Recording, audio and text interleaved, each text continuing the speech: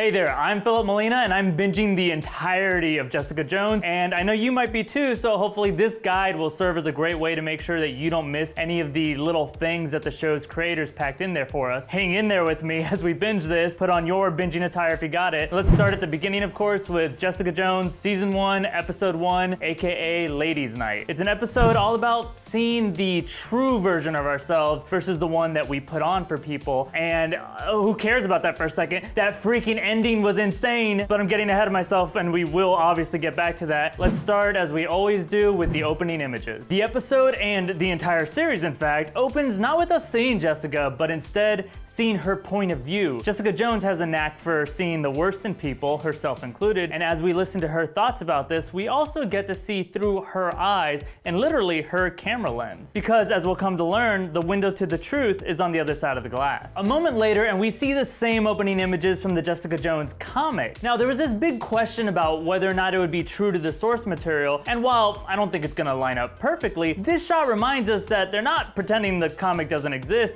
and they're definitely not gonna skip out on the really clever imagery that the original author, Brian Michael Bendis, that he set up for us. Because as you see, our entrance into Jessica's world and her mind comes through a doorway, and it's not a coincidence that the show is starting the moment the doorway's busted open and we get a transparent, unobscured view of Jessica. Also, one of the biggest questions to ponder on throughout this whole series is how far are they gonna take this show? Are they gonna venture into the darkness of the comics? And will it be the furthest, most adult thing that the Marvel Cinematic Universe has ever shown? I'm putting my money on, yeah, definitely it will be. But we do have to acknowledge that the first word they drop in the comics is the F-bomb, and it's definitely not the first word of the show, so there still technically hasn't been one in the MCU as of now at least. That said, I don't know that we need it. Moving on. Jessica walks on the streets of Hell's Kitchen, which is again a huge difference from how we normally see Marvel superheroes getting around town, aside from Daredevil at least. Notice how even the sights of the skyscrapers are from the street perspective, and they're kind of dizzying. There's a little bit of a blurry edge if you notice. That's definitely pointing out that our girl, like us, she's street level. Then we quickly don't really meet Pam, Jerry's assistant, but we do meet Jerry Hogarth, and that's the character that's based on Jaren Hogarth from the comics, and she's someone who's very likely gonna play a large role in this show, but mostly a lot of people think she's gonna set up the eventual Iron Fist show, which Marvel, by the way, is definitely confirming is still on the way. Now, Jessica normally works for individuals that are privately seeking her help, but this relationship with Hogarth, where she's doing odd jobs for her law firm, it kind of reminds me of the way that Jessica in the comics eventually works for J. Jonah Jameson of all people, so I think this is likely inspired by their arrangement. After we see Jessica on her throne,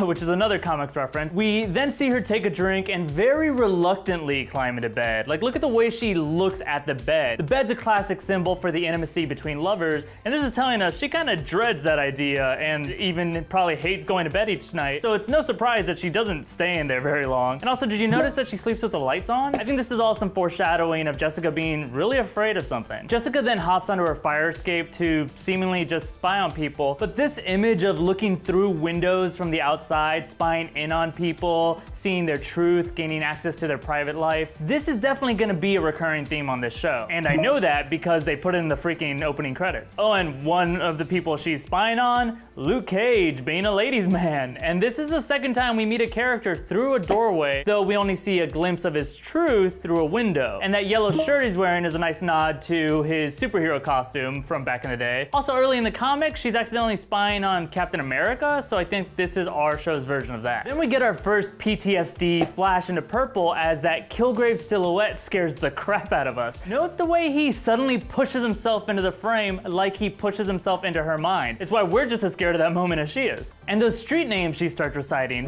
Birch Street, Higgins Drive, are the same ones that we saw in that trailer a while back, and while we don't still know what the significance of them is, she's definitely using them in some sort of psychological calming way, but I'm gonna get back to that actually. After some more peeking through doorways, we meet a confused, kind of accidental intruder who's Malcolm, Jessica's junkie neighbor. He's come a long way down from being just kind of annoying in the comics, but Jessica can't really judge him because when she gets drunk, she's done this like exact same thing a few times herself. Jessica then gets some clients clients that are looking for their daughter, who hasn't actually gone missing. She just hasn't seemed to be herself lately. And checking in on that foreshadowing with the door motif, note how the girl's dad keeps making sure to point out that the entrance into Jessica's security, her door, is very broken. And despite what Jessica may think, as the dad points out, she doesn't have the tools to fix it. That won't work. Kinda sounds like someone's gonna get past that into her safe space. Later, Jessica meets the girl's roommates and reveals that she hates being on the other side of the camera. Seriously, lose the camera, Coppola. Because she obviously knows that the glass reveals way too much about people and she doesn't want to give anybody that kind of access. It's like she probably doesn't even have an Instagram account. What a crazy person. Now, as Jessica completes that task that Hogarth had assigned to her, she shows off some of her super strength and makes a joke about having laser eyes. And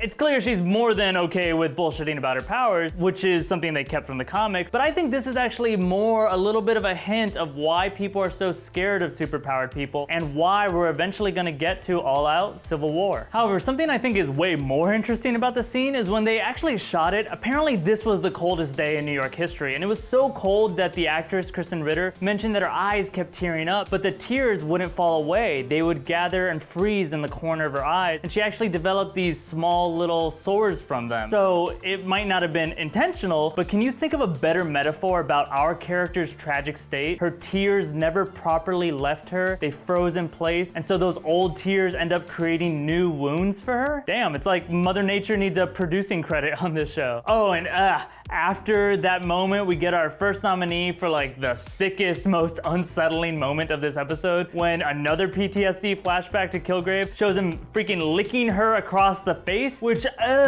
what a freaking invasion. Later, Jessica once again avoids a door to access people, and she peers through windows instead to try to see them truthfully. But Luke finds her, and they get to know each other a little bit, which is different from the comics where they already know each other. But it gives us this great little line about how Jessica tried a different job out, and this is the new job. You don't feel good going to work. Just find new work. I did that. I'm working the new work. And the reason I like that line is it's an acknowledgement of her past of trying to be a traditional superhero named Jewel, and I just want to see a lot more references to that. I also gotta say that these actors completely nailed the chemistry, which is why I actually completely believed the moment where it just hilariously just jumps right to sex. Like, that's a superpower that I bet a bunch of people wish they could have. And the sex scene is totally loaded with stuff. That is not a pun, by the way. I just mean there's a lot to comment on. First off the bat is the reference to breaking, where Jessica actually wants him to take it harder on her and he's reluctant. Okay, I won't break. Yeah.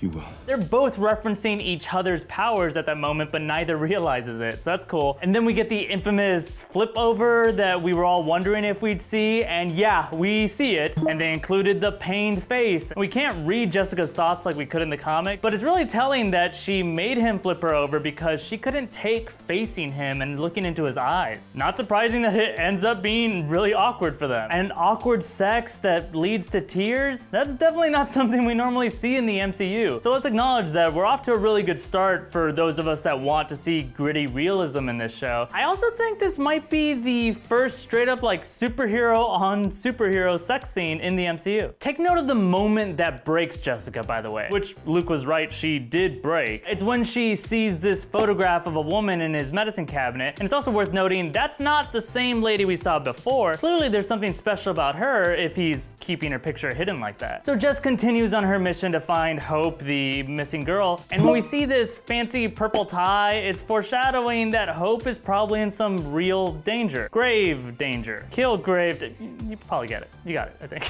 Jess starts to piece together what's going on when the path leads her to a restaurant that her captor Killgrave had taken her to, and then we get our first flashback to where we see her fully under the control of Killgrave. And obviously the purple's overwhelming, but notice they really went out of their way to at least make it seem like he's got purple skin at that moment, although I think it's just a lighting thing. The episode really shifts tone here, and it does not turn back. Again, preferring the windows to the doors, Jess pays a visit to Trish Walker, who this all confirms is the replacement for her friend Captain Marvel in the comics, and Jess tells her that she's still not a hero, at least not the one that Trish wants her to be, which is another cool reference to her days as Jewel. But then Jess tries to run away, and she can't because she's got a hero's heart or courage or something, and she goes to where she knows Killgrave is probably keeping Hope, hope it's in that hotel. Those fire alarm flashes are a really nice parallel to the lightning and purple storm that we saw in the trailer a while back. And the hotel room itself we do kind of recognize because it's where Killgrave took Jessica to in the comics. So Jessica rescues Hope and has her parents pick her up. And just when you think the show might be the kind that has a cute little story of the week and then it has a happy ending,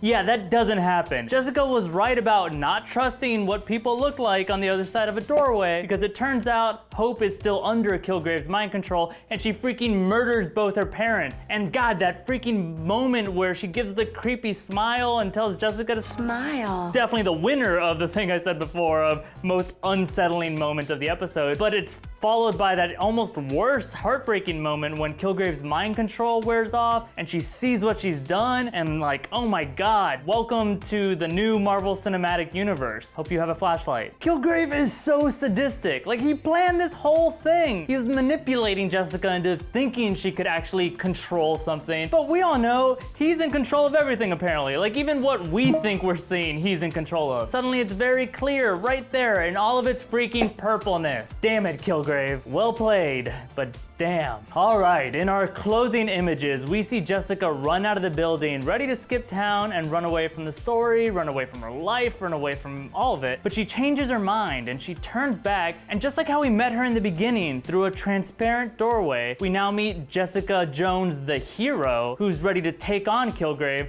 as she travels through another transparent doorway. Okay, lingering thoughts. There was some really great detective work in there, like her analysis of Luke, and I just like that they're making her a really good detective. That's great. I also love that they got in the Purple Man stuff immediately, other than like in the comics, it's like all the way the back 5 issues. And this is a good moment to point out that we haven't even met this guy yet and we're already terrified of him. Oh, and also the thing I said I'd come back to about Higgins and Birch and Street Drive. I think that's, yeah, a way that Jessica's trying to bring herself back from mind control or something. But I feel like this kind of makes sense. They're gonna have to do something like that, something more based in psychology and science, because in the comic, she gets help from Jean Grey, the psychic of the X-Men. As we know, that's owned by Fox, and copyright laws suck. Okay, I can't wait to move on to episode 2, as I'm sure you can't either. So click here to go to my analysis of that, and if I haven't shot it yet, but I will by the time that's available. Geek out with me about this show on Twitter @Fimo, and in general, just let me know what you thought about this episode in the comments below. Do me a favor, if you've binged ahead of us, try not to talk about the spoilers from the upcoming episodes so we can talk about those when I do those videos. In the meantime, I'm Philip Molina, and let's get back to binging.